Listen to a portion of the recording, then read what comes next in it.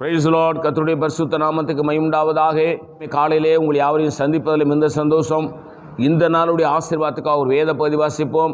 சங்கீதம் 34ஆம் அதிகாரம் 10ஆம் வசனம். சிங்கக்கட்டுகள் தாழ்ச்சி அடைந்து பட்டினியாயிருக்கும், கர்த்தரை தேடுகிறவர்களுக்கோ ஒரு நன்மையும் குறைபடாது. சங்கீதக்காரன் தன்னுடைய அனுபவத்திலே சொல்லும்போது பாருங்கள், அந்த சங்கீதத்தோட தலைப்பு, தாவீது அபிமெலேக்கு முன்பாக வேஷம் மாறின போது அவனால் துரத்திவிடப்படுகையில் பாடின சங்கீதம்.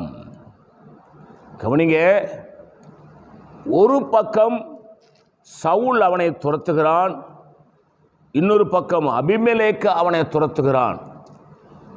உயிர் தப்பி பிழைப்பதற்காக வனாந்திரத்தின் வழியாய் ஓடுகிறான். ஓடும் பொழுது அவனுக்கு குடிக்க தண்ணீர் இல்லை, சாப்பாடு இல்லை. ஆனால் இந்த சூழ்நிலையிலே அவன் இயேசுவை பார்த்து, இரட்சகரை பார்த்து, தெய்வத்தை பார்த்து சொல்கிறான், சிங்க குட்டிகள் தாழ்ச்சி அடைந்து பட்டினியாயிருக்கும், கர்த்தரை தேடுவதற்கோ ஒரு நன்மையும் குறைபடாது. அல்லேலூயா. நான் நம்பிக்கை பாருங்க. புதிய ஏற்பாட்டு விசுவாச மக்களே, பழைய ஏற்பாட்டில் இருக்கிற தாவீது இப்படி சொல்வாரானால், புதிய ஏற்பாட்டில் இருக்கிற கர்த்தருடைய பிள்ளைகளாகிய நீங்கள் அதிக பாக்கியமுடையவர்கள். ஆகவே நீங்களும் நானும் ஆண்டவராகிய இயேசுவை நம்முடைய உள்ளத்தில் ஏற்றுக்கொண்டு இப்பொழுது நம்முடைய உள்ளத்துக்குள்ளே நமக்குள்ளே இயேசு வாழ்கிறார். பரிசுத்த ஆவியானவர் நம்மளை நடத்துகிறார்.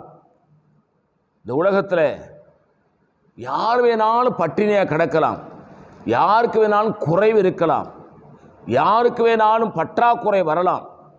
ஆனால் ஆண்டவராகிய இயேசு கிறிஸ்துவை உண்மையாய் தொழுது கொள்கிற நீங்களும் நானும், வேதம் சொல்கிறது, ஒரு நன்மையும் குறைபடாது.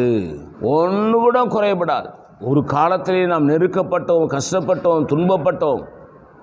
ஆனால் அவரை அதிகமாய் அண்டி அவர் வழிகளில் நடந்து அவர் சித்தத்தை செய்ய நம்மளை ஒப்பு கொடுக்கும்போது சிங்கக்குட்டி தாழ்ச்சி அடைந்து பட்டினி. எங்கேயாவது சிங்கக்குட்டி தாழ்ச்சி பட்டினியாக கிடக்குமா?